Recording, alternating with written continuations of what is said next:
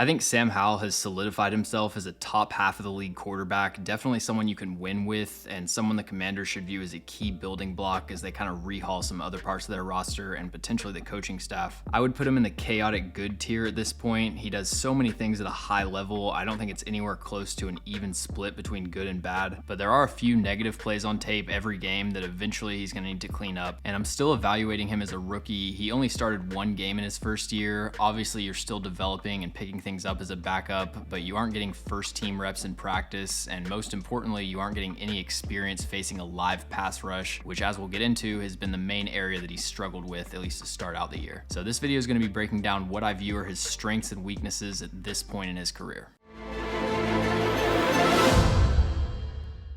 These aren't going to be in order or anything, but the first strength I'm going to talk about is deep accuracy. And I have mostly in parentheses there because he actually missed out on a few opportunities in week 9, which I think was his best game of the season. But there was a post route that he kind of underthrew, still catchable, but the receiver had to work back to the football. And then he overthrew his tight end as he was getting hit for what should have been a touchdown. But for the most part, he's been a very reliable deep passer. He has the third most attempts of 20 plus air yards this season, and he ranks 9th in on target percentage at 56.8. And on those passes, he has a 92.2 PFF grade, which ranks 10th in the NFL. So the deep passing game is a huge part of Eric Bieniemy's offense, and Sam Howell has the arm strength and accuracy to execute that consistently. On this play from week 1, they're just running verticals from a 3x1 set. The tight end's going to stay in and pass protect. The O-line does a good job picking up the blitz. Terry McLaurin kind of runs his cornerback into the passing window, but Jahan Dotson beats the press coverage. Sam Howell hits him in stride. Commanders get a touchdown. On this play from week 2, the Broncos are playing quarters coverage. Justin Simmons is the weak side safety. He's got his eyes to the passing strength. He's biting down on this deep over. That allows Terry McLaurin to get inside of Damari Mathis. Sam Howell does a great job putting touch on this, dropping it right in the bucket. But most of his deep passes have actually come along the sideline, and that's a good opportunity to bring up his second strength, which is touch. If there's one thing I would say Sam Howell does at an elite level, it's throwing with touch down the sideline. He has the ability to drop in hole shots or just single coverage go routes with perfect touch, so it's getting far enough downfield and then it's dropping right into the receiver's hands. The cornerback doesn't have a chance to undercut it. Right here, John Bates is running this out and up right into the hole of Tampa 2. Howell puts it over this sinking flat defender who needs to be getting more depth and right underneath this deep half safety, and Bates makes a nice catch as he's getting hit. On this play, he's got press man on 1st and 10. The safety's sliding over to the deep middle, so he identifies the one-on-one with Curtis Samuel. Nice release off the line of scrimmage, drops it in there with perfect accuracy. I think overall, Washington's receivers have done an okay job catching the ball. Sam Howell's drop rate is 6%, which is 20th highest in the NFL, but the main area that I have seen a lot of drops is on these deep shots down the sideline. These are more difficult receptions than just like sitting in the middle of zone coverage or something, but there have been a lot of missed opportunities, just beautiful passes right in their hands that they haven't been able to bring in. And then in week 7 against the Giants, he had a few really nice passes to Terry McLaurin. I remember breaking these down for the Deonte Banks video I just did, and like the coverage was usually pretty good, at least for the first 90% of the rep, but McLaurin did a really good job separating at the very end, and again, Sam Howell's accuracy was just routine. And then last play to discuss for this section, week 9, he's going to hit De'Ami Brown on this go route in the end zone. You can see the corner's playing with really heavy outside leverage, so he's just going to take the inside release. The ball placement here is about as good as it can get. It's high enough that the cornerback can't really impact it, and it hits the receiver in his hands. Another example of a play that you would technically chart as a drop. It's more of just a difficult catch that you want an NFL receiver to bring in. And then I also have aggressiveness as a strength. I think Sam Howell's willingness to push the ball downfield makes this offense explosive. The reason that if you go back to one of those way too early mock drafts from his class, like he was always in the top 5, it's because he has a high-end NFL arm, and he clearly trusts that arm strength. He's willing to fit the ball into tight windows, hit those deep passing concepts, and from a play caller's perspective, there's no area of the field that's off limits. That aggressiveness does show up as a weakness sometimes though, as we'll discuss later. But he isn't just like an all or nothing, chuck the ball down the field type of quarterback. One of the things that was most surprisingly impressive to me going through all of his tape is how efficient and decisive he was operating the quick game. I really like his timing, getting rid of the ball at the right time. He does a great job identifying coverages, knowing which route he needs to hit. You'll also see him manipulate underneath defenders with his eyes to create as wide of a throwing window as possible. And for the most part, especially over the short middle of the field, he's been pretty consistently accurate. He's really good at subtle ball placement, knowing exactly where he needs to throw it so the receiver can still catch it, but the defenders can't impact it. Right here from week 9, they're just running this slant flat combo to the boundary. The Patriots are pretty clearly in cover 3 here. You've got a single high safety. The corner's playing with outside leverage and he's in a side turn. He flashes his eyes to the running back at first, which forces this curl flat defender to widen out, get over the top of that route. And then he's trying to hit the slant in between the curl flat defender and the middle hook. If he just put this ball right in front of Terry McLaurin and hit him in stride, Jawan Bentley would probably have a chance to intercept this. So he hits him on his back shoulder where it's still catchable, but he's thrown away from the coverage. And then McLaurin's able to pick up another 25 or 30 yards after the catch. On this play from week 2, they're in the red zone. They're going to run an in route from the tight end. Jahan Dotson's going to fake the in route and then break outside on a whip. And then they've got Gibson running to the flat. The Broncos are in man coverage here, but they've got the linebacker Josie Jewell playing as a hole defender. So he's looking to rob anything that breaks over the middle. Gibson's route clears out Singleton. They've got Surtain in man coverage on Jahan Dotson. But by stemming this route inside, he's also influencing Josie Jewell to slide over and pick that up. And that creates just enough space for Howell to fit this into Logan Thomas. So most of these are pretty simple plays, but I just had to mention how decisive he's been in the quick game. He seems to recognize the coverage pretty quickly, know exactly where he needs to go with his eyes, and he understands when he needs to lead the receiver, when he needs to put it slightly behind him. Another thing that speaks to his arm talent is the velocity that he throws with. He has the ability and the willingness to fit the ball into tight windows. He can just hammer in missiles in between zone coverage defenders. Right here, the Broncos are in cover 2. Washington's going to run these 2 deep overs from the 1 and the 2, and then the 3 is going to run a hook route and just sit down in between this zone coverage. You can see the ball just explodes off of his hand. He's able to fit it in there before the defenders can react. Another play right here, the Eagles are in Tampa 2, which is cover 2, except the middle defender is going to get more depth. Washington's just running all curls. Sam Howell does a great job with the precision of this ball placement here. He gets it far enough inside that Sidney Brown can't undercut it for an interception, but it's also far enough to the right that Nakobe Dean can't drape over and break up the pass. So he's giving Jahan Dotson a chance to box out Nakobe Dean here and wall him off with his body. I think there are times he could definitely throw with better anticipation, get rid of the ball before the receiver's out of his break, but he usually has the velocity to make up for that extra half a second. And then on this play, again, it's cover 2. He's got Curtis Samuel kind of running a slant corner. Another example of throwing this to the correct shoulder. Curtis Samuel does have to break his stride, but if he hit him in stride, then the flat defender might be able to undercut it. So he hits him on the inside shoulder, so Jeff Okudah isn't in play, and it's right underneath Jesse Bates. If you're enjoying the video, make sure to subscribe and leave a like, and also follow us on all of our social medias. The links to those are in the description. He's also really accurate throwing on the run. He has the 8th highest on target percentage on throws outside of the pocket at 76.9%. And when he breaks out of the pocket, he does a really good job keeping his eyes downfield. He's a creative thrower, really quick decision maker on those off schedule plays. Right here, he gets some pressure from the right. He escapes the pocket. Byron Pringle cuts off his route, works back to the football. Sam Howell identifies him. They get a conversion on 3rd and 10. On this play from week 8, Josh Sweat gets immediate pressure from the left side, but they have 2 routes that are developing towards that sideline. So he rolls out to his right, perfectly accurate pass to Jahan Dotson, and again, they convert on 3rd and 7. Right here, they're running a sprint out. The Bills are showing too high pre-snap, but they're rotating down into cover 3, so that intermediate sideline shot's going to be open. McLaurin does a great job cutting this route off to the soft spot of cover 3, but giving himself enough space to work back to the sideline, and then Howell places it outside so the hook defender can't get underneath it. On this play, they're running a play-action bootleg on the goal line. Logan Thomas's route is to this back corner pylon, but the corner's widening out with it, so he cuts it off. Once the corner turns around to find the receiver, all Sam Howell has to do is just place this slightly inside so it doesn't bounce off the corner's back, and Logan Thomas is able to bring it in for a touchdown. Right here, he's getting pressure up the A-gap. He breaks out to his right. Byron Pringle does a great job working back over into this hook zone, and again, he has the velocity to get it in between these 2 zone coverage defenders with pretty much pinpoint accuracy. On this play, it's 3rd and 2. He steps up in the pocket to avoid this pressure from the right side. He keeps his eyes downfield, but there's nothing open on this concept, so he breaks out to the right. Initially, it looks like he's just going to run for the first down, but Bradbury comes off his coverage assignment to try to stop him. He's able to just flip it over his head to Antonio Gibson. And then one more play, 3rd and 9. The linebacker's able to work through this A-gap, beat the protection from Antonio Gibson. So Howell rolls out to his right. He's got Terry McLaurin coming open on this deep over, and basically as he's falling out of bounds, he's able to hit him in stride. So he's able to create plays with his arm out of structure, but he can also do a lot with his legs. He isn't Lamar Jackson, but he's faster than most NFL quarterbacks. This play from week 9, it's 3rd and 13. He actually bails from a clean pocket here, and if he would have stayed in the pocket, he could probably hit Byron Pringle on this deep out, but he sees the opening, gives a pump fake, powers through these 2 tackle attempts, and then works around the corner and across the first down marker. Right here, he's got his eyes downfield. There's nothing open. AJ Epinesa loops inside. He's able to spin out of that sack attempt. He jukes out Jordan Phillips, almost trips over his own offensive lineman, but he's able to keep his footing, get about 15 yards. He does need to start sliding here, though. He's more than willing to just take a hit, barrel into traffic, but still an incredible play with his legs. This This is another nice play on 3rd and 4. Jalen Carter's able to long arm Charles Leno basically into Sam Howell's lap, but Howell ducks underneath the sack attempt, beats Josh Sweat and Josh Joby around the corner and gets the first down. So his playmaking ability out of structure is extremely valuable, but that sometimes plays out as a negative. Right now he has a 10.5% sack rate, which ranks 3rd in the NFL. A couple weeks ago he was on pace to set the NFL record for sack rate, and every sack is different. A lot of them are on the offensive line, but some of them do fall on the quarterback for not recognizing pressure or trying to do too much. And through the first 9 weeks, sacks have been a major problem for Sam Howell. I watched every dropback, so I watched all of his sacks. This is kind of how I see the breakdown of the sacks that he's taken. The first thing I have to say though that kind of contributes to this problem is that the Commanders run a very deep passing offense. Even if it's not like a shot play, it's a lot of deep routes, long developing plays, so the pass rush is just going to have more time to get home than they would against other offenses, and his eyes are usually going to be 20 yards downfield instead of 5, where it's a lot easier to recognize pressure with your peripheral vision. So I'm a big fan of Eric Bieniemy's offense. I think if they fire Ron Rivera, he's a great choice for head coach, but that kind of has to be built into the conversation when we talk about Sam Howell's sacks. So this is the breakdown of what's causing his sacks, and I guess who's to blame. Usually you can't just blame one person for a sack. It's most often a combination of 2 or 3 things happening at the same time. The first reason is just like the classic reason for why you take a sack. Either the offensive line loses quickly and or the receivers don't get open. If the pocket's just collapsing on you and there's nowhere to go with the football, like, you're going to take a sack. And if an offensive tackle loses immediately and he gets blindsided, I don't blame that on the quarterback. Now, I think Washington's offensive line in pass pro has been average to slightly above average this year. It's not this major problem that's preventing them from operating a downfield passing attack, but with every offense, in the NFL, you're going to lose. And so there have been times that the offensive line gets beat and there's just nothing that Sam Howell can do. I also think for as good as Washington's receivers are on paper, there have been way too many examples of they get man coverage and just everybody's locked up. We'll see if that continues, but it has happened a lot more than I expected going into the film. There's also a good amount of short sacks on his tape where you're only losing 1 or 2 yards. This is an example from week 9 where he feels that pressure from the right side, the A-gap's open, so he decides to pick up yards with his legs. Juwan Bentley comes over to tackle him, so he slides about a half yard short of the line of scrimmage. That technically goes down as a sack, but it may as well have just been a throwaway. So there have been some of those where it's kind of a broken play. He's just trying to pick up some positive yards and he either gets caught from behind or the pass rush closes in on him. But there's about 3 categories of sacks that I would say are his fault. The first group I'm calling climb and hover. It's basically stepping up into the pocket and not being proactive with your movements. So right here, this edge rusher has even leverage on Charles Leno. He hasn't worked around the corner. Sam Howell steps up into the pocket. All the pass rusher has to do is just disengage, work backwards, and get an easy sack. So if the edge rush is being flushed upfield and there's no chance of them working back into the pocket, then it's okay to step up and keep your eyes downfield for a second or 2, but you can't just hover around in open space like this. Leno has no chance of blocking in this direction. Here's another one. This is a play I'd probably put partially on Sam Howell, partially on the left guard. Sadiq Charles lets the 3-tech work upfield, but again, Charles Leno's at even leverage with this edge rusher. So when Howell steps up into the pocket, Epinesa just disengages and gets an easy sack. This is where you need to be conscious of where the pass rush is coming from. There's nothing happening on the right side, so that's where you need to roll out to instead of stepping up into pressure. And then right here from week 2, this is probably the worst sack on Sam Howell's tape. It's 3rd down, there's nothing open downfield, so he rolls out of a clean pocket, which is fine because that's usually how he creates out of structure. But instead of continuing to roll out, he stops his feet, resets his base. Randy Gregory's in pursuit from the backside and he gets a sack. The next group of sacks is refusing to hit his check down or his second read, just keeping his eyes locked downfield, and when that's not open, he resorts to scrambling when that might not be the best option. So right here, he wants to hit Jahan Dotson on this over route, but you can see the flat defender's kind of sinking, so he'd probably undercut this if Sam Howell threw it. But because the flat defender's sinking, that means his second read is pretty much wide open and probably has space to convert the first down, and the check down out in the flat is completely uncovered, so that would probably be a first down. But instead of going 1 to 2 to 3, he goes 1 for way too long and then tries to scramble. And even though I've shown these plays of him doing crazy things with his legs, the receivers and running backs are still more athletic than him, so that's a preferable option to try to convert 3rd and 9 on the ground. Right here, it's 3rd and 8. They're running like a China 7 concept with a corner route and then 2 quick outs. I can't tell with his eyes here if he's trying to hit this corner or the first out to Terry McLaurin, but either way, when he comes off that first read, he works back across the field instead of going to the second out, which is open and would probably get a first down. Now, he does get pressured pretty quickly here. The Eagles bring in 6, but this is just his next step in his development as a quarterback, is being able to go 1 to 2 quicker than the pass rush can get home. And then the third point isn't necessarily a category of sacks on its own. It's just kind of a general thing that affects his ability inability to avoid sacks, and that's an inability to throw over defenders that are right in his face. Washington's the most pass-heavy offense in the NFL, so he's going to lead the league in pretty much every volume stat, but he does lead the league in batted passes. And if you look at a lot of the other quarterbacks on that list, it's Russell Wilson, Baker Mayfield, Tua, Brock Purdy, Gardner Minshew. Shorter quarterbacks are going to have a lower release point, so if you've got a defensive lineman 2 feet away from you with his hands up, it's usually going to be a lot harder to get it over the top of him. And there's a handful of sacks where it looks like he's trying to hit his check down, but he maybe can't get it over him, so he just tucks it and takes the sack. The first 2 issues we discussed I think are very fixable, but this last one might just kind of be something you have to live with. The good news is he has shown serious improvement over the last 2 weeks in his ability to avoid sacks. Week 8 and 9 were his 2 lowest sack totals of the season, the first 2 games of the year where his pressure to sack conversion rate was lower than 20%, and PFF charts sack responsibility, so who's at fault for giving up the sack, and over the last 3 weeks actually they've only charted him as being responsible for 1 sack. The first 6 weeks they had him responsible for 13, so that is pretty significant improvement. It's a really small sample size, so it's obviously something we got to monitor and see how that plays out, but it's great to see him making that improvement in what I think was his biggest weakness as a quarterback. And then final topic of the video, this one's going pretty long, is interceptions or interception worthy plays. Like I said, Sam Howell's going to lead the league or rank in the top 5 in pretty much every volume stat. He ranks first in dropbacks, first in attempts, first in big time throws, first in interceptions, 7th in touchdowns, and 5th in turnover worthy plays. So he does lead the league in interceptions, but he ranks 11th in interception percentage and 13th in turnover worthy play percentage. It's something he needs to improve on, but he's not like the worst quarterback in the NFL in that area. So the interceptions, I think you can break down into 3 categories: accuracy, processing speed, and over aggressiveness. The accuracy overall has been solid. He ranks 14th in on target percentage, but there have been some inaccurate passes that have led to turnovers or passes that should have been interceptions. Right here, he's trying to fit it into a tight window to Terry McLaurin on this slant. He overshoots it, Reed Blankenship's hovering over the top, and he gets an easy interception. On this play, it's 4th down, so it's not that bad, but he predetermines that he's going to Terry McLaurin in single coverage. James Bradberry has him locked up, and he puts this too far inside. It hits Bradberry's hands, but he drops it. Now, if he would have been reading the whole field here, he would have seen Byron Pringle running wide open down the seam. This is the kind of read that I don't really blame quarterbacks too much for missing. There just are times that you're going to identify a one-on-one matchup pre-snap and just hit that no matter what, and it's 4th in inches, so there's really no reason to think you're going to hit this seam route. But from a ball placement perspective, this isn't a good play. Right here, he's hitting the deep over to Jahan Dotson against cover 3. This is wide open, but he underthrows it, and Deonte Banks is able to get the interception. Right here, he's getting hit as he's thrown. There aren't really any good options on this play, but he lofts it up to Curtis Samuel, doesn't put enough on it, and Tre'Davious White is able to work back over the top and get the interception. And then right here, again, he's getting hit as he's thrown. There's a free blitzer in his face, but he puts this flat route way too far inside. Micah Hyde's able to get a pick. So overall, I wouldn't describe accuracy as a major problem for Sam Howell, but that has led to some of his interceptions. There was also an interception that I think could have been a completion if he was just a little bit quicker getting through his progression. So his first read is this left side concept. They've got a quick in with a corner route. Tyreek Stevenson is clearly in match coverage over Jahan Dotson, so that should be off the table, and you can see TJ Edwards widening out to take away this quick in route. If he was just a half-second faster coming off of this first concept, he would have been able to hit Curtis Samuel in stride on the backside dig, but Samuel has to cut this route off at the hash marks because he doesn't want to work over the top of TJ Edwards' zone, and he hits the dig, but it was just too late. The corner's able to undercut it for the interception. The third category is just trying to do way too much and being over aggressive. Now, it's a difficult balance to strike because I just spent like 5 minutes praising him for his aggressive playmaking out of structure plays, but there are some things that just need to turn into throwaways and live to fight another day. This play from week 9, he's rolling out to his right. There is nothing open in the end zone, but he just throws it up to the safety. A couple plays in this category fall into knowing when you're getting hit and you need to just go down and take the sack. This play from week 4, he's getting hit. He just kind of launches up a jump ball. 26 drops the interception. Right here, he's rolling out to escape the pressure. I hope he was trying to throw this away, but he just lofts it up to Kayvon Thibodeau, who drops it. And then another interception from week 3. He's on the move, tries to flip it up to Jahan Dotson, but I guess he was expecting this linebacker to crash upfield more. Epinesa times it perfectly, gets into the passing window, gets a pick 6. So most of this video has been positive, but there have been a handful of turnover-worthy plays. I will say the encouraging thing is that I didn't find a single play where it's like he got tricked by the coverage. You know, there was a late rotation, he didn't see the safety. There are times where he can improve his processing speed, but in terms of his processing ability, like being able to diagnose coverages and dissect defenses, I didn't really see any issues. That's why I'm optimistic that if he can just tone down his aggressiveness maybe 10%, or at least like learn when to be aggressive aggressive and when to be conservative, I think he can eliminate a lot of the turnovers. And the processing speed hopefully is something that'll improve with more experience. Overall, I was a lot higher on Sam Howell during the draft than the entire NFL pretty much. I viewed him as a second-round quarterback 100%,